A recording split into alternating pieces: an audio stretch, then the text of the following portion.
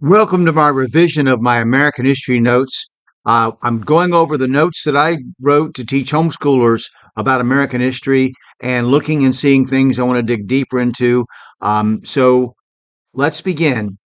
The events in England itself were important for the development of the new colonies. The troubles in England beginning in 1637 prevented Charles I from suppressing the colonies as his friends and its enemies wanted him to do. A bloody civil war between Cavaliers supporting the king and Roundheads supporting Parliament and the Puritans broke out in 1641 and continued until 1649, with one short break until King Charles I was beheaded. Now, Parliament set up a republic called the Commonwealth of England, which didn't work out. So in 1653, Oliver Cromwell was installed by the Roundhead Army to be the Lord Protector of England. After his death and his own son's resignation, Charles II assumed power in 1660 and again attempted to rule without a parliament. During the 2 decades of 1640 to 1660, England's American colonies were left pretty much to themselves. Although New England Puritans agreed with the Roundheads, they would not go along with the efforts to overthrow the monarchy and twice refused to permit Parliament ships from seizing Royalist ships in their harbor. They declared their freedom from control by sending John Winslow to London to declare that their charter gave them absolute power of self-government. This is very important. Proof of the English capacity for self-government was evidenced by the formation of the New England Confederation in 1643.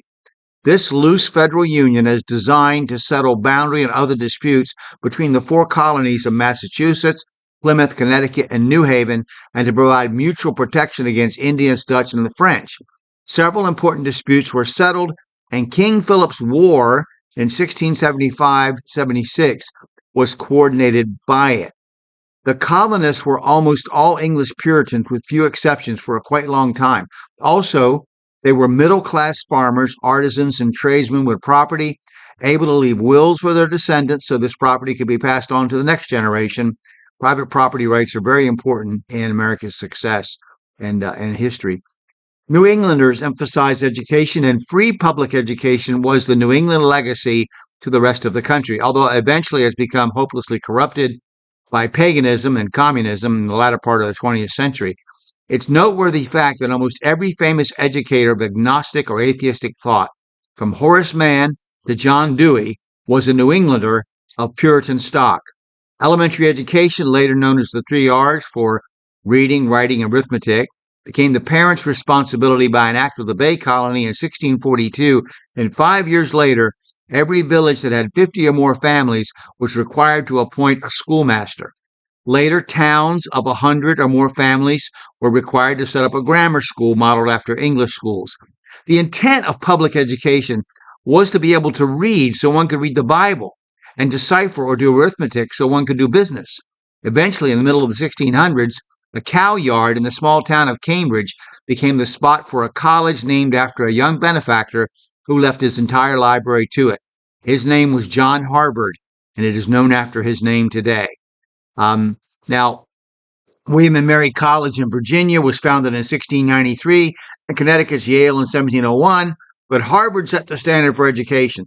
The first printing press in the English colonies was set up there, and the first doctoral dissertation on Hebrew, as being the mother tongue of all humanity, came from this college. To understand this theory would require a detailed Bible study, an archaeological study of Proto-Negev, and a look into the theories of the origins of modern written languages and the second commandment related to Moses and Mount Sinai. I talk about that in world history. So next, I'm going to talk about some things about New Englanders and Puritans, some myths that we have, and I think it's very interesting, fascinating to me. So I'll stop there. I hope if you watch this video, you'll click like and subscribe or follow. Feel free to make comments. Add anything you'd like to add. Information that you have. Please provide your citations. Let me know where you got it so I can look at it too. Thank you for watching.